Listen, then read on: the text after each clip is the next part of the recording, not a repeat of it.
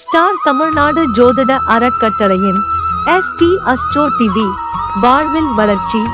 ST astro டிவியை கண்டு மகிழுங்கள். இனிய காலை வணக்கத்தையும் மதிய வணக்கத்தையும் சேர்த்து தெரிவித்துக் கொண்டு, காலதாமதத்திற்கான காரணம் வந்து என்னோட வண்டி பஞ்சர் ஆயிடுச்சு, அதான் காலதாமதம் ஆயிடுச்சு. சரிங்களா?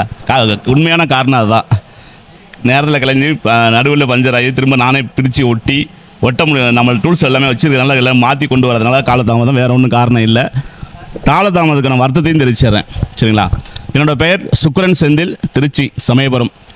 எனக்கு என்னோடய ஜோதிட குரு என்னோடய தந்தை தான்.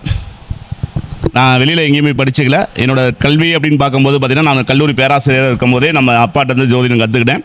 அவர் 2020 காலம் சென்றார். அதுக்கப்புறம் அதுக்கு முன்னாடியிலேருந்தே ஜோதிடம் கற்றுக்கிட்டேன். அதுக்கப்புறம் தான் என் அப்பா இறந்ததுக்கு பிறகு தான் நான் அந்த தொழிலை செய்கிறேன். ஏன்னா எனக்கு 9-10 கர்மாதிபதி யோகம் இருக்கும். ஒரு கர்மத்தை செய்த பிறகு தான் தர்மத்தை செய்ய முடியும்.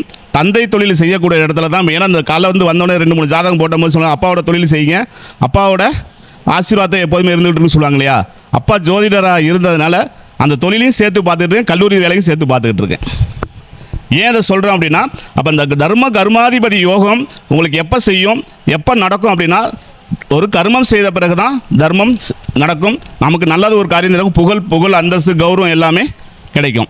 அப்போ நம்ம வந்து இந்த காலகட்டங்கள் வந்து குறுகிய காலத்தில் கிடைக்கிது அப்படின்னா, இது ஒரு யோகத்துக்கான காரணங்கள் சொல்லுறேன். இங்கே எல்லாமே இந்த வகை ரொம்ப நேரம் பேசல, ஐயா சொல்லிட்டு பசி எல்லாமே பசி மயக்கத்தில் இருக்கீங்கன்ட்டீங்க. ஒரு 5-6 கருத்தை மட்டும் சொல்லிவிட்டு முடிச்சுக்குவோம். இப்போ அந்த தம்பி கேட்டார் இல்லையா, அவருக்கு திருமணம் தாமதத்துக்கான காரணங்கள் என்ன, ஐயா விளக்கம் கொடுத்துட்டாரு.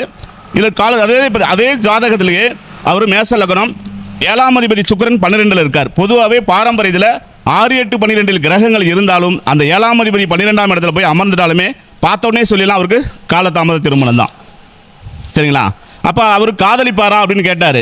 ஏன்னா அவர் ஜாதகத்தையே உதாரணமாக எடுத்துக்கிறேன், வேறு ஜாதகம் போட இல்லை. அவர் ஜாதகத்தையே சொல்லினா அவர் முழுசாக இருந்த விளக்கமாக கொடுத்தலாம். ஐயா அவருக்கு மணிக்குவோம் இல்லை, அதே ஜாதகத்தை போகிறதுனால. அந்த ஜாதகத்தில் பாருங்கள், சிம்ம லக்னம் இல்லையா, 5ஆம் அதிபதி சூரியன், 7ஆம் அதிபதி சுக்கிரன்.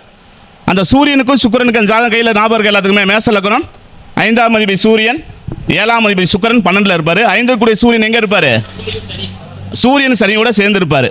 அவர் அப்பா சொல்கிறதையும் கேட்க மாட்டார், அம்மா சொல்கிறதையும் கேட்க மாட்டார். அந்த விஷயத்துக்கு தான் திருப்பி எனக்கு கொண்டு வந்தது காரணமும் அதுதான். அப்போ அவர் எப்போதுமே ஒன்று அம்மா சொல்கிறத கேட்கணும், அது இல்லைனா அப்பா சொல்கிறத கேட்கணும். ஏன்னா லக்னாதி அதிபதிக்கும் பார்க்கணும். அது ஒரு லக்னம் மேசத்துக்கு 2ல் சுக்கிரன் இருப்பார்.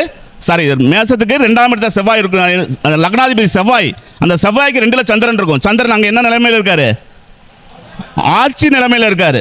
அப்போ தந்தையும் ஆட்சி நிலையில் இருக்கார், தாயும் ஆட்சி நிலையில் இருக்கார். அவர் என்னைக்கு அப்பா அம்மா சொல்கிற பேச்சு நடக்கிறாரோ அன்னைக்கு வாழ்க்கையில் முன்னேறுவார், கண்டிப்பாக முன்னேறுவார். இது பாரம்பரியத்தில் சொல்லக்கூடிய விதிகள் அவருடைய ஜாதகத்திலே. அப்போ அவருக்கு ஏன் காலதாமதான திருமணம்? அப்போ 2ஆம் அதிபதி சுக்கிரன், 7ஆம் அதிபதி சுக்கிரன் கால சக்கர விதிப்படி 2-7 இடத்த பார்க்கணும். 2ஆம் அதிபதி எங்கே போய் அமைந்தா இருக்கிறாரு, 7ஆம் அதிபதி எங்கே போய் அமர்றாருங்கிற விஷயத்தையும் எடுத்துக்கணும். 2 தனம், வாக்கு, குடும்ப ஸ்தானம். 7ங்கிறது கலத்திர ஸ்தானத்தையும் சொல்லும், திருமணம் பாக்கியத்தை கொடுக்கக்கூடிய ஸ்தானத்தும், நண்பர்கள் கொடுக்கக்கூடிய ஸ்தானத்தையும் சொல்லும், 2வது குழந்தைக்கான ஸ்தானத்தையும் சொல்லும்.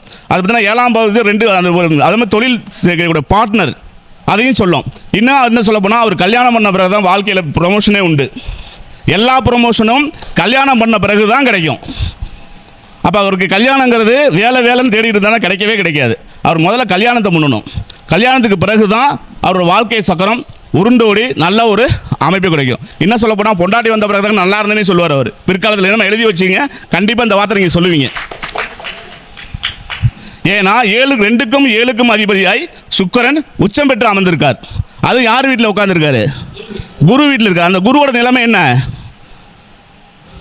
குரு எங்கே இருக்காரு? 6ஆம் இடத்துல இருக்கார்.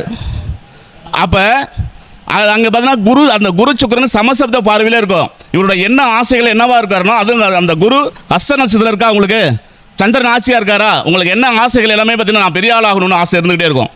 அப்போ ஆசை அதிகரிக்கணும் அப்படின்னது சுக்கிரனை இயக்கணும். அப்போ அந்த சுக்கிரனை இயக்கும் போது மட்டும் சின்ன காசு பணத்துக்கு இயக்கினா தான் பெரிய காசு பணம் கிடைக்கும். ஐயா சொல்லும் போதே சொன்னார், அவருக்கு சொன்னார் இல்லையா, 6 லட்ச ரூபா நீங்கள் செலவு பண்ணீங்க அப்படின்ட்டு. அவரோட ஜாதகத்தில் பார்த்தீங்கன்னா அவர் கேட்கக்கூடிய நேரத்துக்கு வந்துன்னா கரெக்டாக அந்த லக்னத்தை அந்த தொழில் காரகனுடைய அவருக்கு தொழில் சம்மந்தப்பட்ட விஷயங்களை சொல்ல மீன லக்னம் தான் சொன்னீங்க. தலச லக்னம். குரு பகவான் 6ஆம் இடத்துல இருந்தார். தசாபதி ஓடுறது சுக்கிர திசையில் குரு புத்தி. குரு புத்தி கரெக்டாக சுக்கிரன் குரு என்ன நிலைமையில் இருந்தார் அவர் ஜாதகத்துக்கு? 9 இருக்கார். ஆனால் 7ல் வரும்போது அந்த லக்னத்துக்கு 7ஆம் அதிபதி, லக்னாதிபதியே 7ல் போய் உட்கார்ந்து பாதகத்தையும் செஞ்சார். அந்த குரு 8க்கு வரும்போது அதனால் ஒரு நன்மையும் கொடுத்தது, பணமும் கொடுத்தது. இது இன்னும் கோச்சார கிரகங்களையும் அவங்க இணைக்கும் போது அங்கே சொல்லக்கூடிய விஷயங்கள். அப்போ ஒரு ஜோதிடர் ஐயா சொன்ன எல்லாரும் சொன்னவுடைய கருத்துக்களை எப்படி பார்க்கும்போது ஒரு பாரம்பரியம் மட்டுமே வச்சுக்கிட்டு நம்ம சொல்லலாம்னாலும் சொல்ல முடியும்.